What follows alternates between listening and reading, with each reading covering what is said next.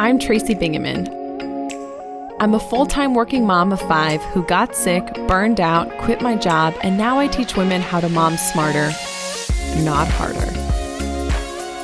The pressures of modern motherhood are intense. You're a busy working mom juggling all the balls and living in fear of dropping the exact wrong one. Here you'll find the tools you've been searching for to confidently prioritize your life and optimize your ability to rock all the hats that you choose to wear.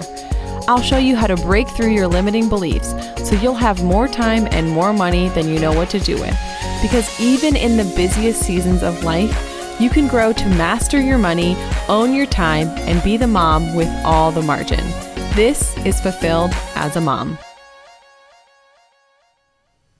Welcome back. Today we're going to talk about minimalist motherhood. As modern moms, we're doing more than ever, juggling more than ever, and we're tap dancing as fast as we can. And somehow we're still feeling like we aren't doing enough. And that if we don't do so much, our kids are going to somehow miss out or have less or fewer opportunities, or that it's going to harm them in some way.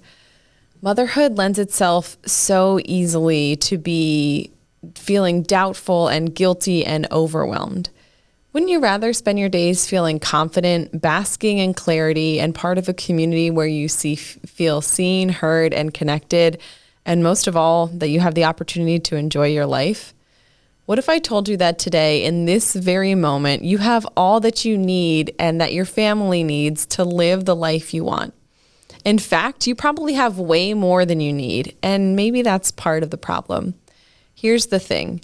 You have enough time, money, and knowledge. You have the intuition that you need, all the love, more than likely, and more probably stuff than you need. You've got way too many extracurriculars on your calendar and probably too many pairs of jeans, and definitely the confidence to conquer all of this, hiding underneath all of that other crap in your life.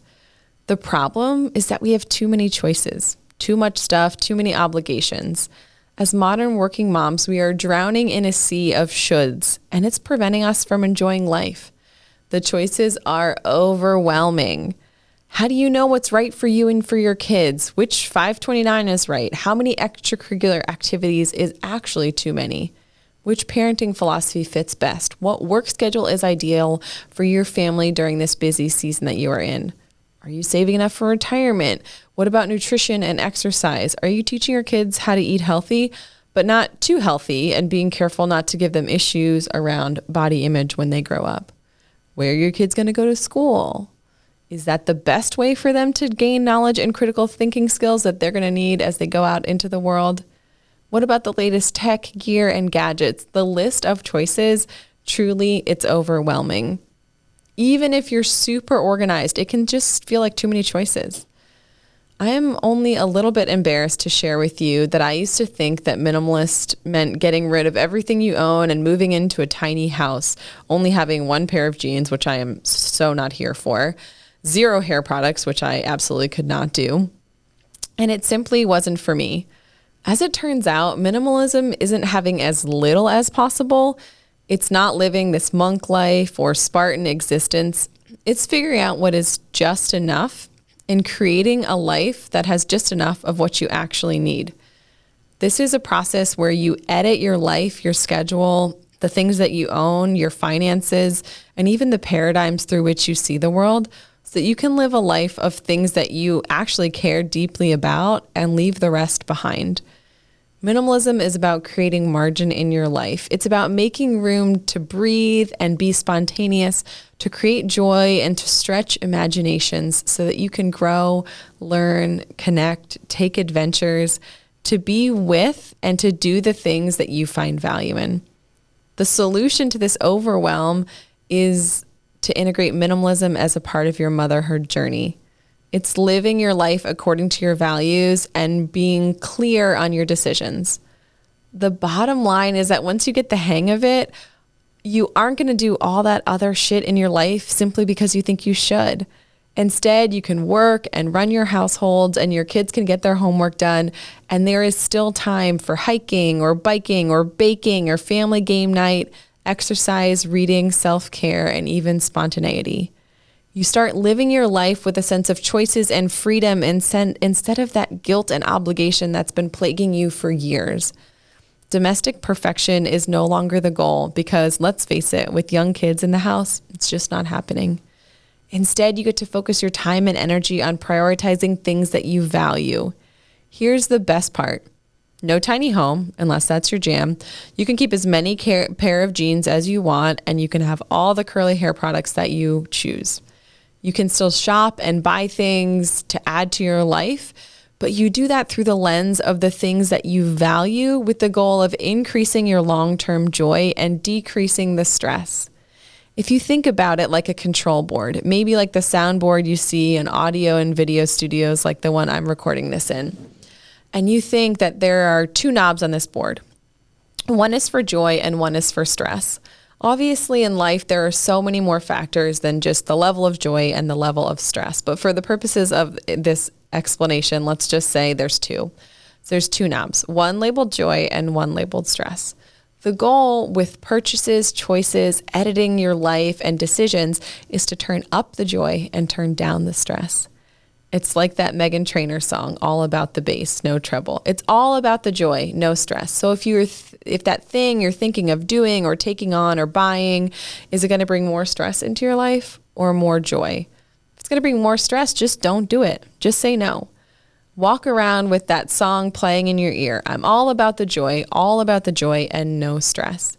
Use this along with your core values to inform your yeses and empower your nos. If you look around at parents in this modern day, it really feels like a lot of them are on the hamster wheel. They're running all day and all night, chasing some impossible standard or ideal. They're wanting their kids to have all the opportunities for things to be better than they were when they were growing up, and for their kids to essentially want for nothing. As it turns out, that's not the best way to raise kids who know themselves, who know what they love, and how to function as an adult in the world. And also, as a parent, it's exhausting. I see this process of embracing minimalist parenting as stepping off the hamster wheel and being intentional about defining what matters most to you. The scary thing, it's different from what those around you are doing. The good news is what they're doing is flipping insane, and it's not what you want for your life anyway. This approach to clarify your values and live in alignment with your values, will it forfeit your opportunities and the opportunities for your kids to be successful? No way. They can still go to college and get a house and have a job and get married and have a dog. All of those things are possible. In fact, by living in alignment and defending what you value, being judicious about what you allow into your life, instead of painting that traditional picture of success as that's the one true path to happiness, you get to choose your values. Your kids see you doing that. They get to choose their values. And then your values serve as the compass. You trust your gut. You model being bored and creative. And your kids get to discover who they are and what matters most to them. They get to curate what they're interested in instead of being told what they should be when they grow up. Minimalism is really at its core a reset of your mindset. It's a change in your perspective and an adjustment of the paradigm through which you see the world. It's a shift in the practices you use to run your household. This mindset shift is one where you move away from more and more and more and towards margin and creating room for that magic. With this mindset shift towards margin, there has to be some editing. Editing of the stuff in your life, getting rid of the shoulds on your shoulders and the activities that you do, the expectations, both yours and others, that you carry. And even, and this is a hard one, the people in your life. All of that editing, the elimination of things that don't align and aren't serving you, is to make room for the magic. So the first step is to know your values. That's all well and good, but what if you kind of sort of know what you value, but you're not really sure exactly what matters most to me? So you cannot skip the step where you figure out what matters to you. Your values are the things that you deep down believe to be true and important. Understanding what matters most to you is crucial to living this life of magic and joy and minimalism. So taking the time to identify what matters most to you and excavating, uncovering, or rediscovering your values is vital. Busy working mom. I used to wear it like a badge of honor. Then I realized that I was drowning in to-dos and running around like a lunatic, all because this key piece was missing. I wasn't clear on what my deeply held values were. And when everything's important, nothing is important. Now that I've done the work and figured out what I value most, it makes life so much easier. Those core values serve as the compass for the direction of my life, and they inform my heck yes and my hell no responses to each and every opportunity. I've taken the process to curate core values and boiled it down into 3 simple steps. I've laid out the exact process to gain clarity so you can start applying your deeply held values to day-to-day life.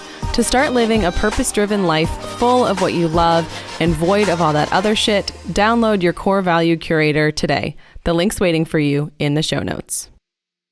The great part about discovering your values is that there is no wrong answer and it's never set in stone.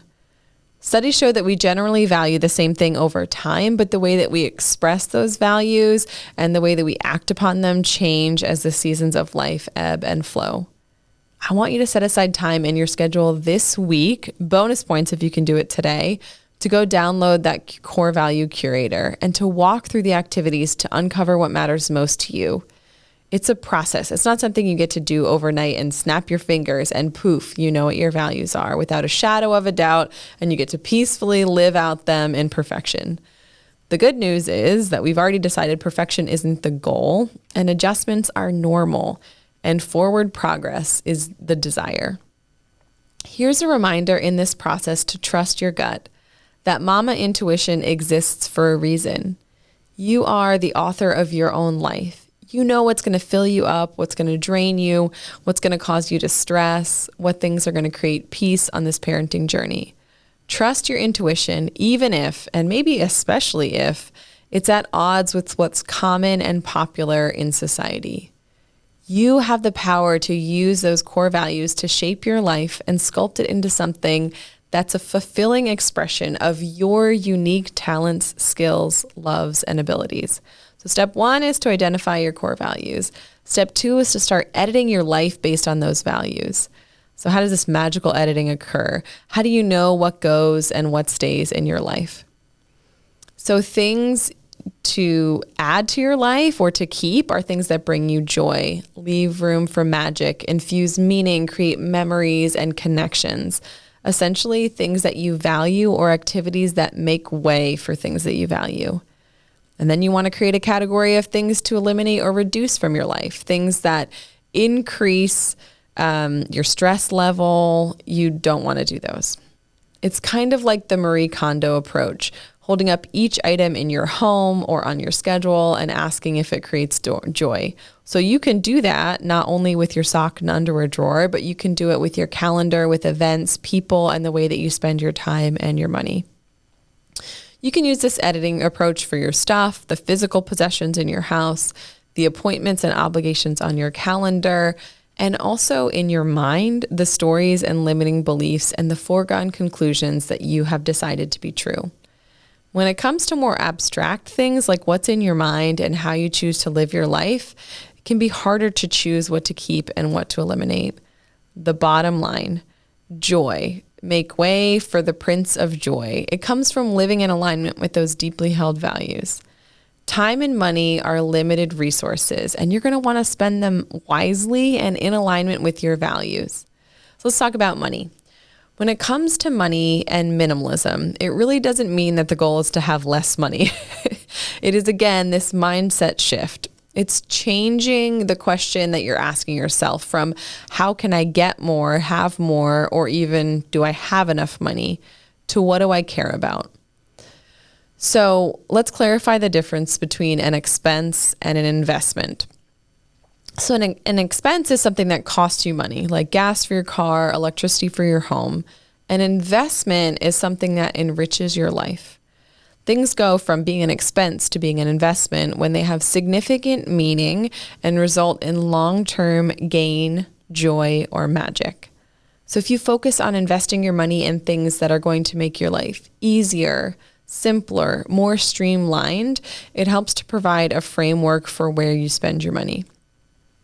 Think about your relationship with money and how it would change if you felt confident spending on things that you need and that you love, not things that you see that you just want, but really love. So money, it touches every part of our lives.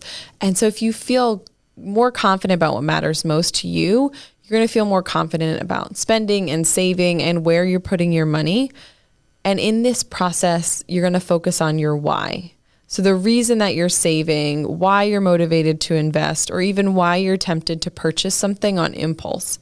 So what this makes us do is to slow down. When you're making a purchase in person or online, think about your core values and does this purchase line up with them? If you start spending on things that matter, focusing on investments that are going to enrich your life, and you remember your why, you're well on your way to money management with this new minimalism mindset that's going to make you feel good. Now, time. Here's the reminder you've been looking for to give yourself permission to do less. You can do less. Activities, volunteering, extracurriculars for the kids, and still raise kids who grow up to be incredible human beings. When we're thinking about how we're choosing to spend our time, filter all of these things through your values. In doing this, you'll go from asking yourself, how can I do it all? To what is important enough to get on my calendar? And then you can start spending your precious minutes on the things that are really important to you. Being intentional about what you say no to and what you say heck yes to you creates this buffer or white space. It's this free time for both you and for your kids.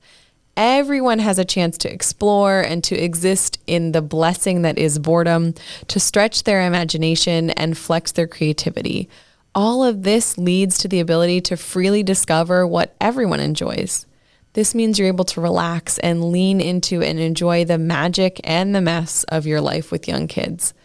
Living in alignment with your values means more peace and contentment and health and wealth and wellness and less stress, overwhelm, hustle, rushing, juggling, and feeling like you're tap dancing as fast as you can.